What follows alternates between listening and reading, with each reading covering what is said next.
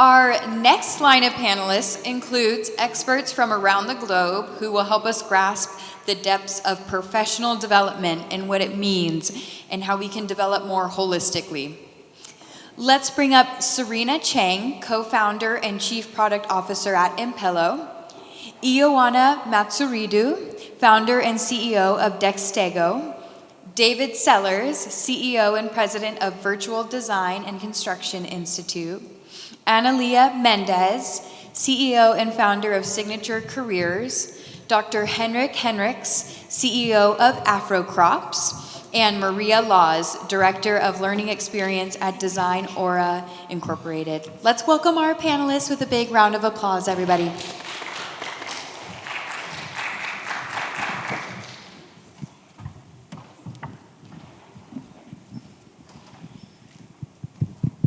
Welcome, everyone. How are you doing? Are we good? We're so happy to have you here. And we thought that a great way to start would just be to have kind of do last things first, which is if we could have everyone just take a brief moment to introduce what you and your company are doing. I know we're going to have lots of time to go more in depth into our background, which is extensive on this panel and amazing, and also some time for you all to ask questions, and we hope that you won't hold back. Would love to hear from you. So with that in mind, perhaps Ioanna, could you start, and then Serena, I'm going to go to you next. Yeah. Absolutely. Hi, everyone. First of all, congratulations for making it to the third day and still being here. Congratulations. So my background is in HR and talent development, and I saw a big gap that I will dive into later, but I'm the co-founder and CEO of Dextego. It's an AI coach for soft skills development, such as communication, collaboration, and leadership, which are known as soft skills or durable skills that are needed across industries and roles. Thank you. All right, good afternoon, everyone. So my name is Serena Cheng. I'm Chief Product Officer and co-founder of Impello. And Impello is an integral education, or what is really a whole education company applied towards professional development and how we're moving it towards for the future. And simply, Impello, we design and offer a program called Self-Design Studio. It's currently offered as a 10 or 15-week format through academic partners, continuing ed, professional development, as well as an intensive 3 to 5 day format. And Self-Design Studio really is about interconnecting self-growth as individuals, as people, as professionals, and really using those insights to give our learners a clear path towards developing their professional brand, as well as how they would like to develop their future career pathways. All right, we'll speak more about that. Yeah. Hi, I'm David Sellers. I'm the CEO of Virtual Design and Construction Institute. You may have seen my colleague Franklin earlier talking about data. We're a vocational school in San Diego focused on architecture, engineering, and construction. We'll have some wonderful conversations about soft skills in continuing ed today. We focus right now on hard skills, so hands-on drafting and engineering and construction principles that supplement traditional education, and it's not really taught in school unless you're fortunate enough to have it maybe as a high school elective, but not typically something you're exposed to in college, but essential skills to get into the AEC workforce. Hello everyone, my name is Analia Mendez and I am the CEO and founder of Signature Careers. And my business focuses on workforce development and training and consulting, along with mid to late career transitioning. I spent over 23 years in higher education, working a total of 8 institutions across the country. You might be wondering why. Part of that was my fault, the other part, my husband, he's a veteran. And so we moved quite often. But having experience working throughout the country, I was able to see what education was all about because I worked in 2-year, 4-year, and private institutions. And after 23 years in higher education as Director of Career Education and Advising for UC San Diego, I decided to part ways.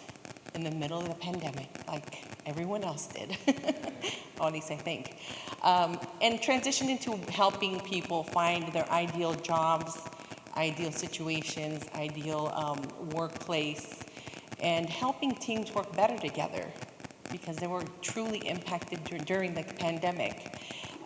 In particular, I do focus right now on women career transitioners. There was a reason. And also veterans because of my husband. Thank you. Hi, Kroas. That was good morning in the sun language in Namibia. I'm the CEO from africrops, a Berlin-based company. And I've been working in the education field in various African countries for the last 25 years. I work within ministries, education ministries in Namibia, Tanzania, and South Africa. And what I always saw, the problem was always sustainability. There were certain educational projects coming, and when the projects were finished, everybody went home. So I decided to found my own company with a colleague, and so we said, well, the African continent has changed. It is not the same as people think. The picture of Africa is completely different, in my opinion and in my experience, to what people from outside of Africa think about that continent. So there are young people who really are drivers. They have force, and they want to move things. There's a lot of energy and a lot of capacity as well. So to make the whole thing sustainable in a partnership, we said we need 3 pillars of sustainability. The first is ecologic, so we do organic farming. The second is social sustainability, so we train young people to become farmers, certified farmers. And the third is the economic sustainability. A partnership will never end with the end of a project if you have a partnership, if you have a business partnership. And this we put together, and we coined, and what we saw is there's a gap. On the one side, people who go to university, and on the other side, people don't. And there's nothing in between, nothing in between. So I'm a fan now about vocational training, and that is what I'm standing for. Thank you. Thank you all. And my name is Maria Laws, and I'm the Director of Learning at Ahura AI. I'm coming from a background in education, 25 years as both a high school STEM teacher, professional development for educators, and then an additional 5 years as a professor at UC Berkeley in the Bay Area where I live. And I was really compelled to move to Ahura to really explore the ways in which AI tools can be used to expand access to education, because all of us know that education is the key to economic opportunity and freedom, and that is really what we're looking to do on a global scale.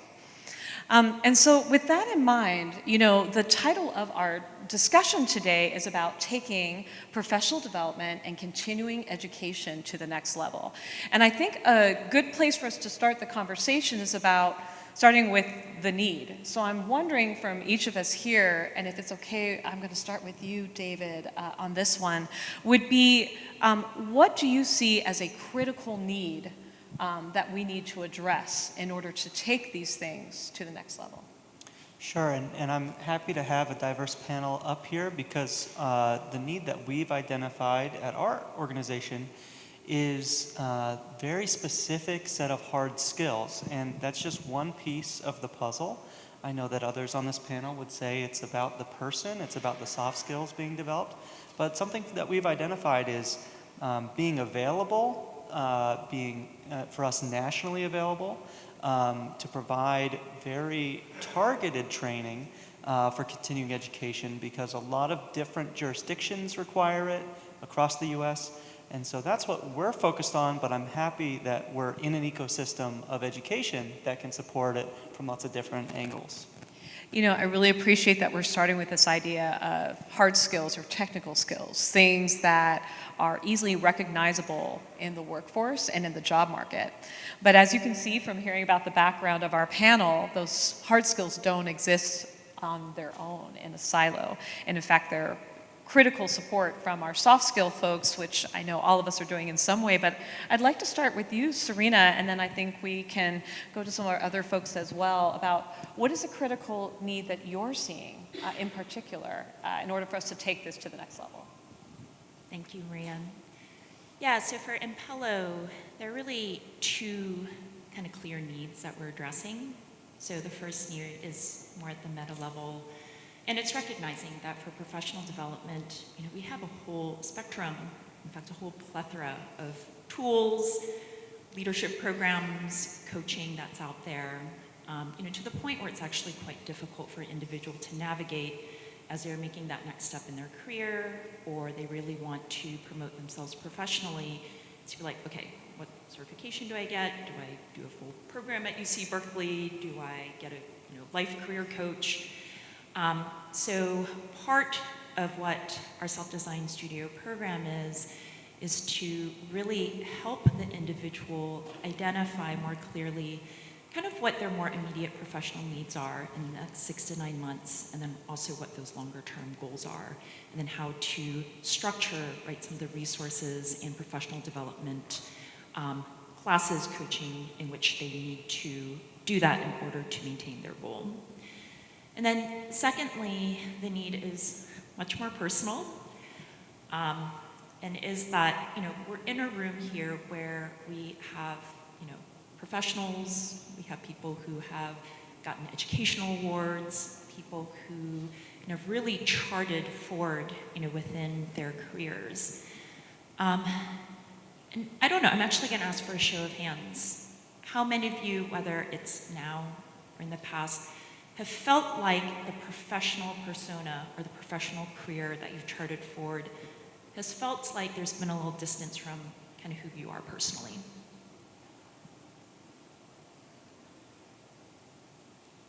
Okay, a few hands, a few more hands. And I'm just gonna share a quick story, is that, in my own professional background, I worked in big tech. I worked for both Google and Apple for the better part of a decade. Loved working on it. Loved working at both those companies, launched iconic products, and was just very engaged managing interdisciplinary teams. And as I went on in my career, I felt more and more distanced with who I actually was and what I wanted to actually achieve in my life and career. And I think I was always hoping that there would be this space where I could kind of reflect, kind of come back to a space of self-centeredness and really apply kind of that authenticity of myself and how I wanted to move forward with my professional career. And how I reached where I'm here today is 5 years ago, I really shifted away from big tech, wanted to follow my passion of being an educator, took some time off, learned a lot of new skills, a lot of new experiences. It was really through kind of this self-reflection, self-growth. I was on this path with friends, with classes and communities I created, to really feel much more clear now about being an educational leader and co-founding my company Impello 3 years ago.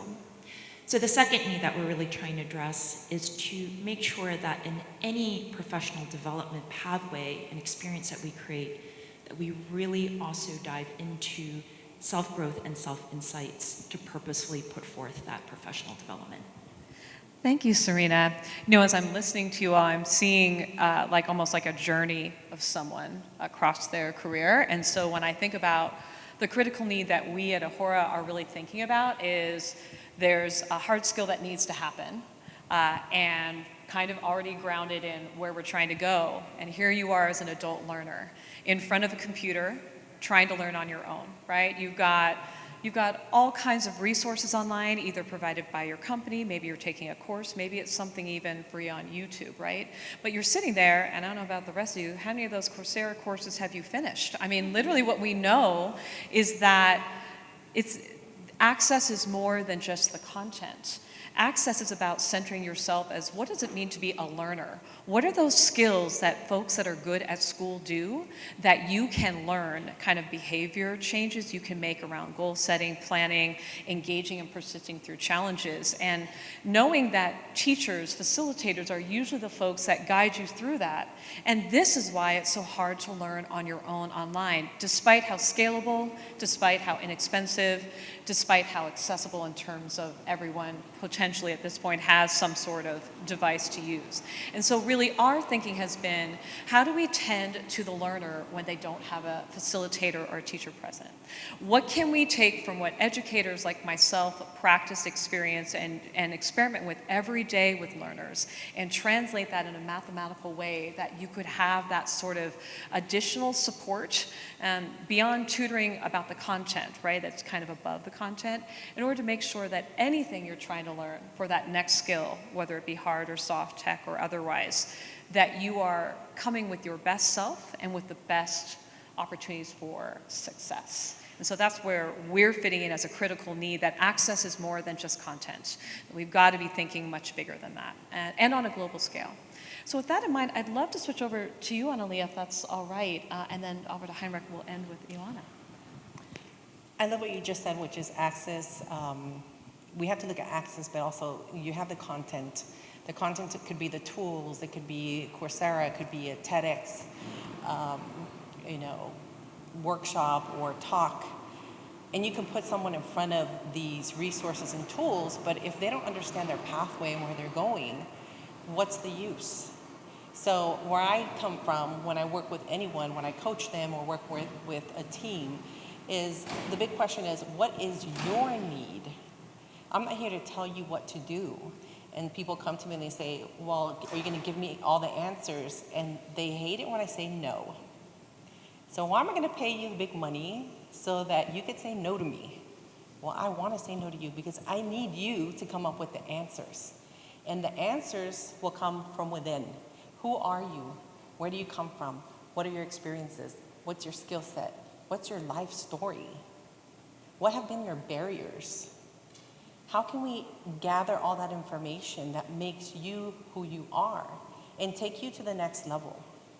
So I've worked with a lot of students, as you know, 8 institutions, 23 years. And a common thread is when I sat across from a student, and this is a true story, sat across from a student, and these were freshmen coming in to UC San Diego, where you need a 4.1, 4.2, that's the average to get in, super competitive.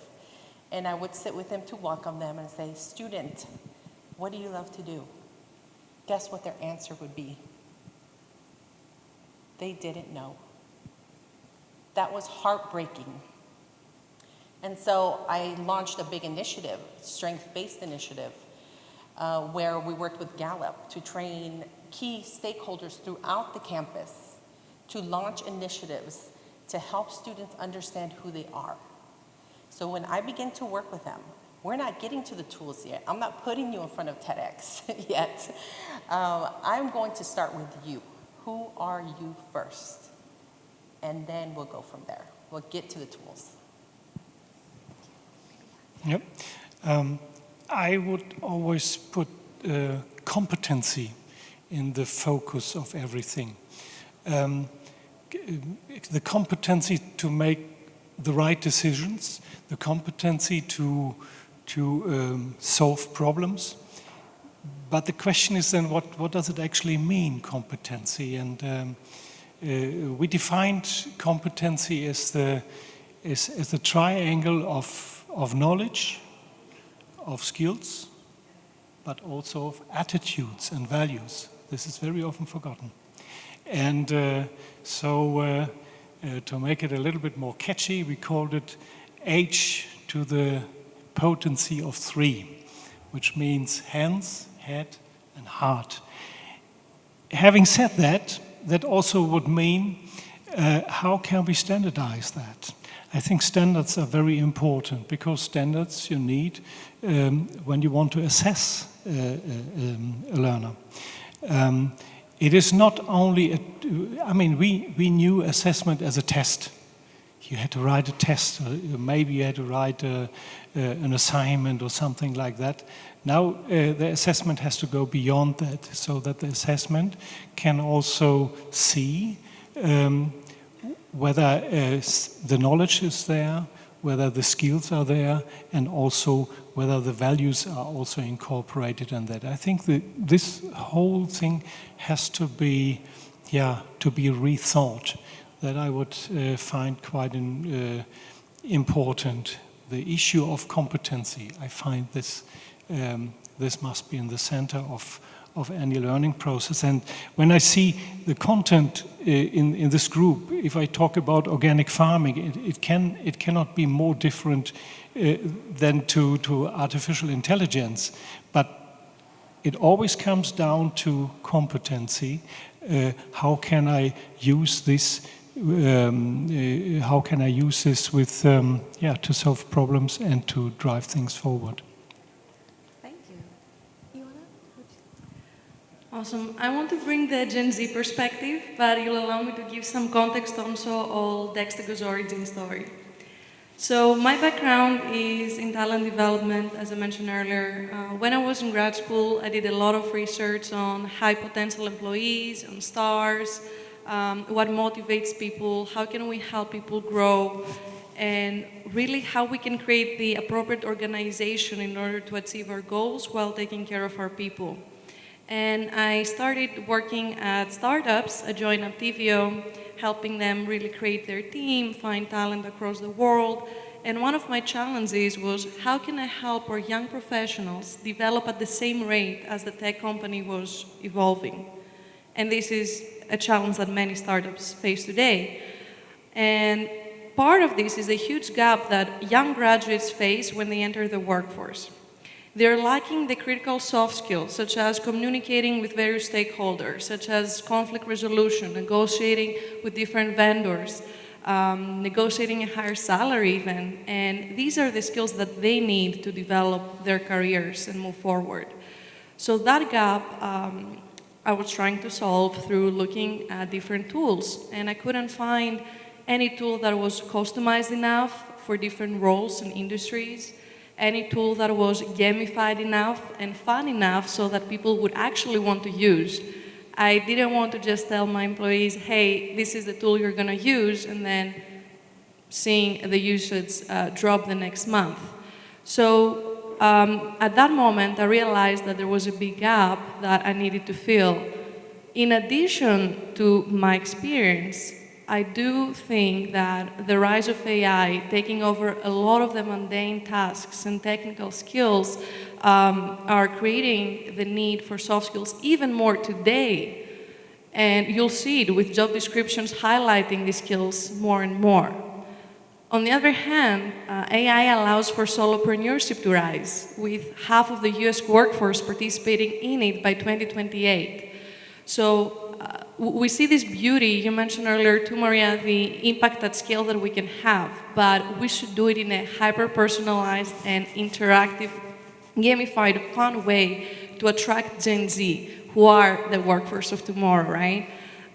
So this is my take on it. I think soft skills will only allow us to become the better versions of ourselves, and they're super critical no matter your age. You can always keep learning them. Thank you so much for that. And I will say, just from my research, looking at the big reports, even Gartner, McKinsey, what have you, over and over again, year after year, the most requested professional development topics are around soft skills, both by workers themselves as well as by managers for their teams. So I think you bring up a good point. The more we are relying on technological advances, it requires to have more nuanced, sophisticated ways of engaging with each other and communicating. I want to just put this out here for the panel because I saw some flashes of eyebrows and smiles as we were talking about what we do. I'm sure you were making some connections or having questions. So please keep in your mind, if you have a question for someone on the team, you're not on the spot right now, but seriously feel comfortable to bring that to the front with the time that we have. And while you're thinking about that, I wanted to talk about two other big buckets for our time before we start to really get a chance to check in with all of you. And the second part is there are so many amazing ideas here, not only on our panel, but throughout our 3 days together. And it always brings up a question for me, which is, not only are we designing solutions for the critical needs that we're seeing, but we also have to design solutions around what's the block? Why hasn't this idea gotten bigger yet across multiple spaces, or why isn't it more of a everyday conversation rather than something we are introducing to folks for the first time potentially? And so I'm wondering about what kind of blocks to our next level PD that you are finding. And if it's okay, I think I'll start for myself. The block for me that I see in terms of building a tech tool is that we are in a phase of extensive transformational change at a global level, and that brings with it both excitement and also quite a bit of tension and concern, and rightfully so. And so one of the blocks that we always and continually are designing around and enacting is around ethical AI. How do we ensure, that not only are we building things with that as a first principle, not a last question or add-on, but also that our use cases are such that they are something that engender trust in the platform. Because the reality with AI is, if you are someone who feels reluctant for any type of reason to engage with AI, understand it on one point, but on the other hand, AI is only as good as the data that's there. And if your data is missing and they are building medical tools to support health for people, you are going to be missing out.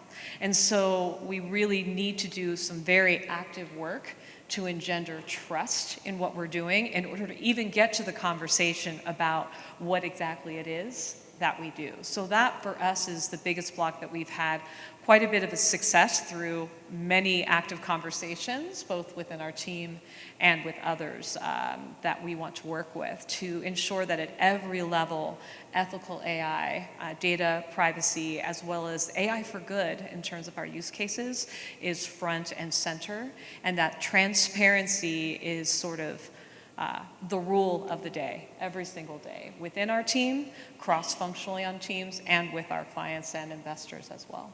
So that for us is the other design challenge besides the first design challenge. So with that in mind, is there someone that would like to go first or feels compelled to answer? Feel free. Yeah. I would say that for any tool, whether it's technology-based or not, the number one thing is that you create something that people love, that become ambassadors for it. And a big, big barrier, I think, today has been that technology was not something anyone could do. It was more of a siloed thing. Right now, we mentioned that multiple times in this conference, everyone can be a coder. The application of AI is so tremendous that everyone can create, and that creates a responsibility to make something that people will use. And how you do that? By thinking of the consumer first.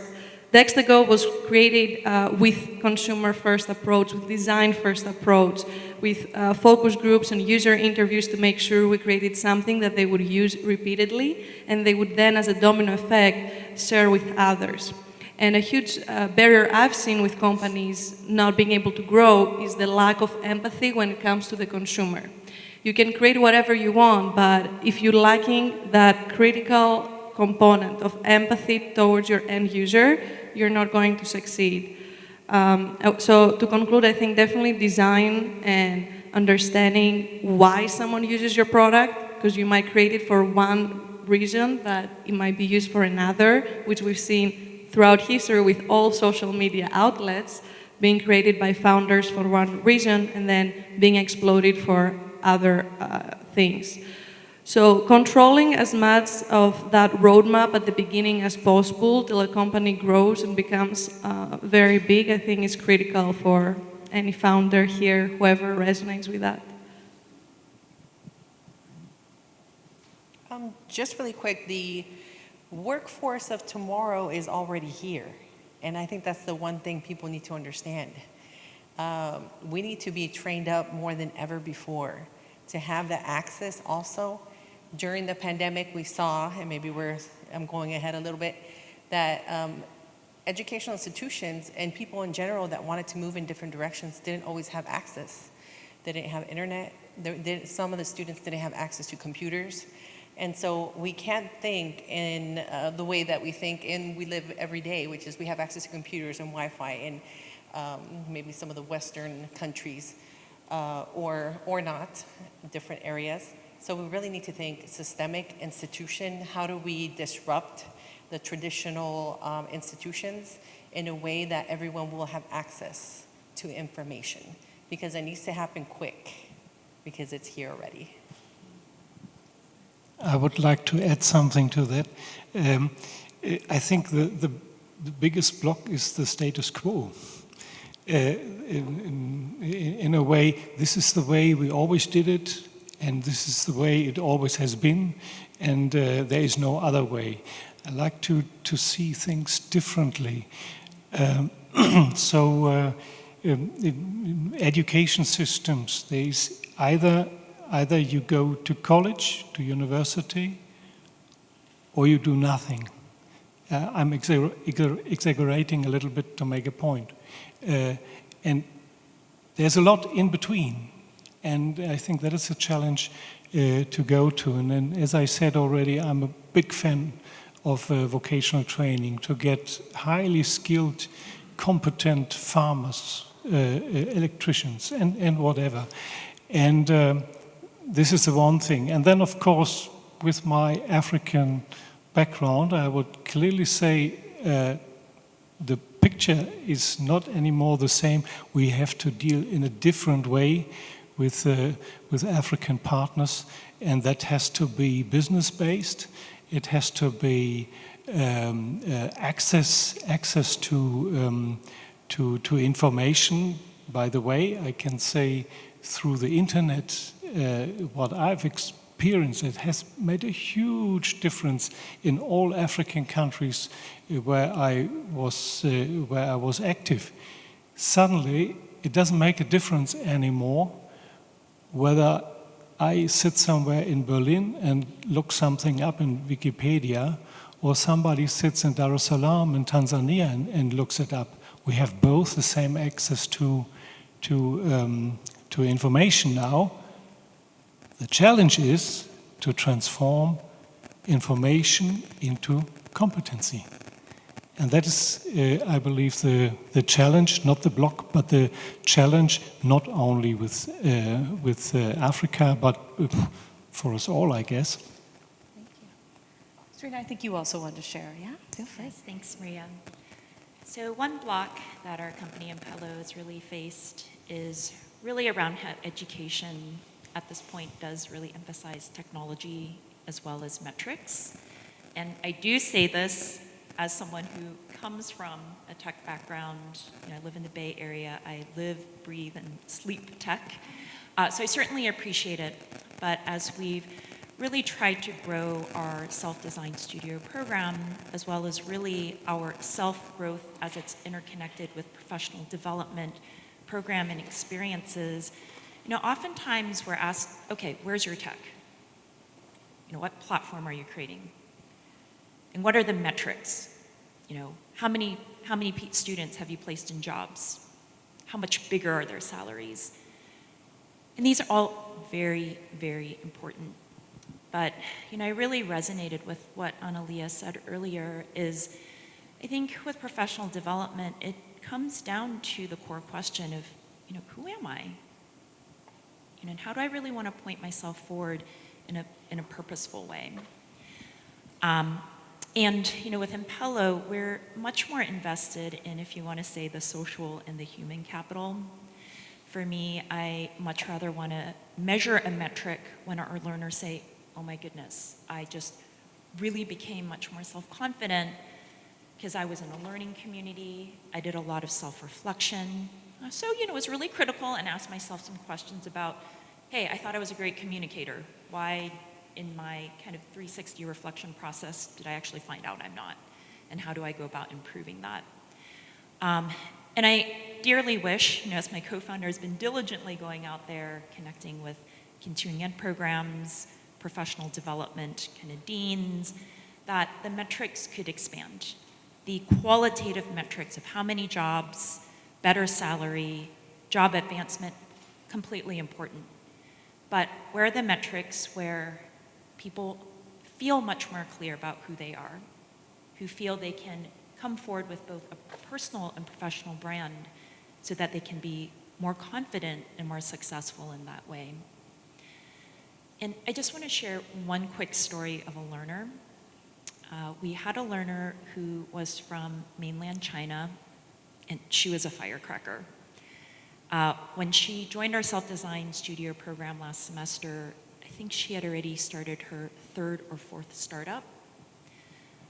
She had been featured on, Fortune, Newsweek, and all of the qualitative metrics, she checked those boxes, right? She was already really on the top of her career.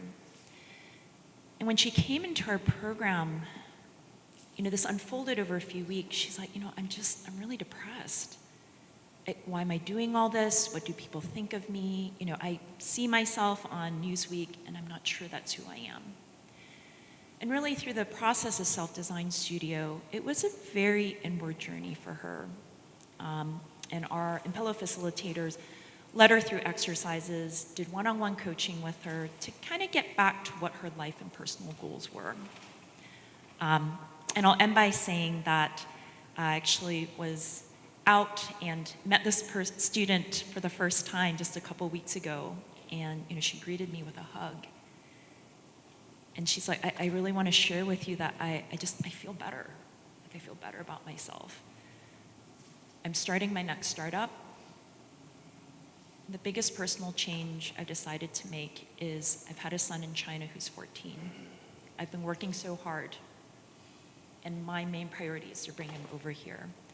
And that was one of the big insights that going through the self-design studio process that came to her. And I think by really kind of marrying up what was missing for her personally, her identity as a mother, and kind of still bringing that forward in a professional manner is really kind of the value and impact that we're trying to create with Impello. David, I want to give you an opportunity right now. Is there something that's coming up for you as you're thinking about the conversation here and sort of your mission, your purpose, anything that you'd like to share? Well, I was thinking a lot after some of the comments were made about a question that I was prepared to answer a little later, which was, we're talking about professional development and personal, responsibility for that, but I think there's a greater responsibility as well. We're educators in this room, but a lot of us have jobs and bosses, and I have an exhortation to those bosses. Allow some of this exploration to be done on paid time. We're talking a lot about individuals finding where they need to go, and that's wonderful. It's wonderful that those people have the time for that, or maybe that's all they had. They were unemployed at the time. Something that we're focused on in our messaging, again, we do hard skills, but it can be applied to soft skills as well, which is empowering your workforce is essential to continuing to evolve as an organization. And allowing people to do this sort of exploration on the job, I'm seeing it happening at some organizations. It's really encouraging. Hard skills training is essential, soft skills training is essential, and if you can do that with your teams, it can really drive positive change. There's this old mindset, which is if I make someone better, they'll get a better job, they'll leave. And that's not true anymore. What people want today, in my opinion, is they want to feel like the organization they're at cares for them. And maybe they want more money, that's true, but often people leave because they're not being cared for, and often that's because they were asking for more development and they weren't getting it. So that would be my exhortation today, to say, listen to what everyone up here is saying, hard skills and soft skills, but if you have an opportunity to be that decision maker in an organization, I encourage you to make that decision. Set aside paid time to develop your internal team.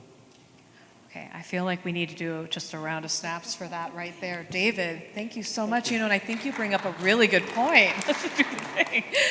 which is that this is a win-win for everyone. And again, just coming from this lens from all of us, that recent statistics are saying 8 out of 10 jobs will be impacted by AI. Whether that means you need to learn it to do your job better or to compete with a competitor, whether it means you want to make sure that you have additional skills for other jobs or other things that you can do, or because AI is taking over some of your work and you need to be some other space.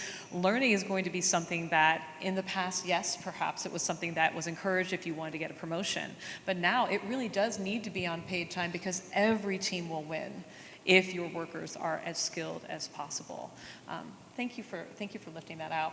We have just enough time, I guess, for each to have a minute to say sort of, I think what I would just leave the time open for you to think about, what is that thing that you want all of us to be going home and talking to our family, immediately calling our boss and talking about that feels most significant?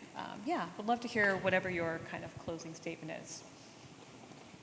Anyone like to start? Analia, would you like to start? I'll start. I'm going to speak specifically to workforce development right now. As we saw again and again, organizations after COVID got very much disrupted, and there was a lot of light being shone on things that should have changed a long time ago. And so if you want your workforce to move forward and engage, invest, I completely agree with David, invest in your team. I know budgets are tight, but don't cut the budget for professional development. That's the first thing that goes.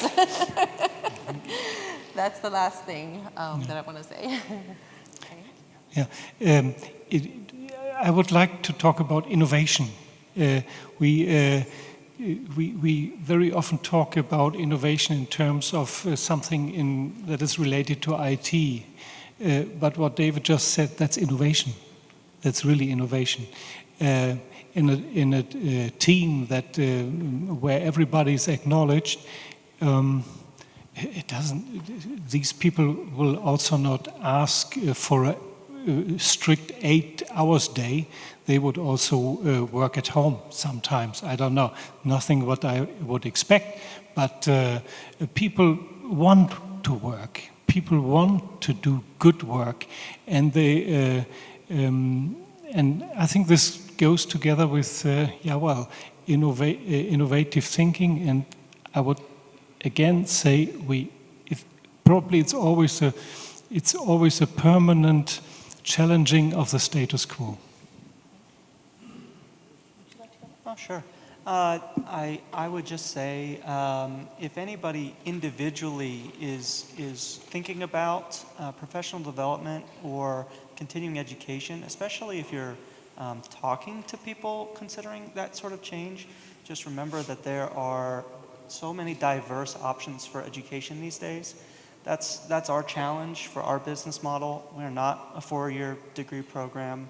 We're different than that, and the workforce requirements are changing. So that's a mindset shift that has to change in Africa, but also here in the U.S. and worldwide. That the American model, the American dream of 4-year college is going away for a lot of people.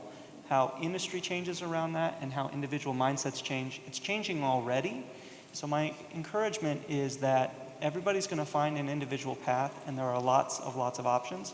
I think some of my panelists here are some of the best resources to find that path for yourself. So look for those. Thank you. If it's all right, I'll go next, yeah? Okay. I think what I would say is, as I'm listening to everyone here, I want to partner with all of you. I'm just telling you that right now. But I do feel like where we're centered, myself and my company, is around that nexus point between the sophistication of leadership skills and self-awareness that create better leaders, better companies, and happier communities, right? And the technical hard skills and applications of them that are necessary for innovation, for progress, and for access for all on a global scale. And so where I'm sitting is, if you aren't learning, you aren't leading, as my co-founder Alex likes to say, that when you center yourself as a learner, that engages you in a process that will serve you no matter what the skill. No matter what life throws at you, you know how to engage and persist, you have a plan for uncertainty, and you're able to handle ambiguity, which is really what happens when new emerging technologies are here, which is the time we're in right now. So attending as a learner and embracing technology both to help you and to guard against disproportionate harm. We need every voice in the room to ensure that we are designing tools that truly support everyone across the globe. I'd just like to close by saying, and also what I've heard really interwoven by everyone on the panel here, is that the future of professional development, I think, really lies from within, right? It's really creating self-centeredness, self-awareness, and if you want to say self-action in terms of how to create yourself, whether you're transitioning, whether you're in a final stage of your career, or whether you're just beginning, who you want to be professionally. And I'll just close by saying that, with Impello, we're really building an integral education model to support that. And the two key parts of that model is that, we value, right, that self-reflection and self-growth, kind of that inward growth, as much as we really put that forward with the professional development and kind of that external growth. And, in complement with that is really recognizing that for each of us, we're very, very rich individuals, and that in our professional development, we need to cultivate certainly the intellectual, the hard skills, the soft skills, but it's really recognizing all those different facets of who we are and making sure we integrate that into our sense of self and where we're going professionally. Thanks.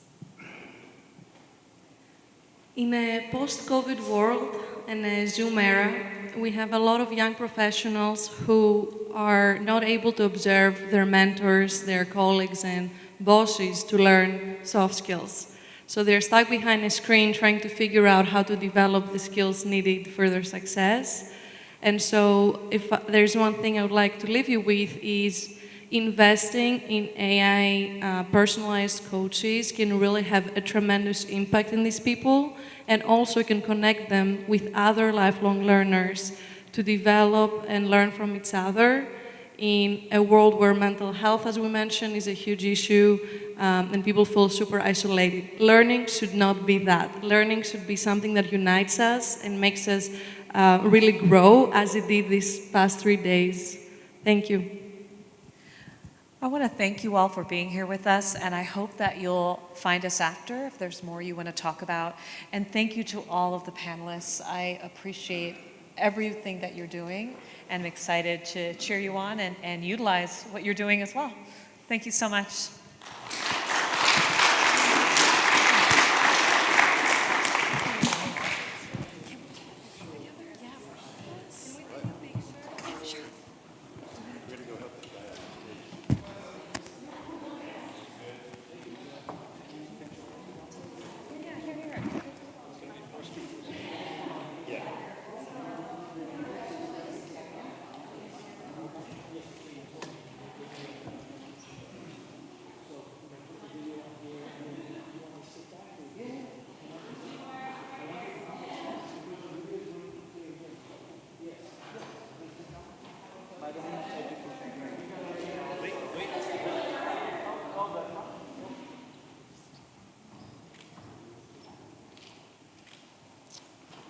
Thank you so much, panelists, for those insights. Let's give them a round of applause.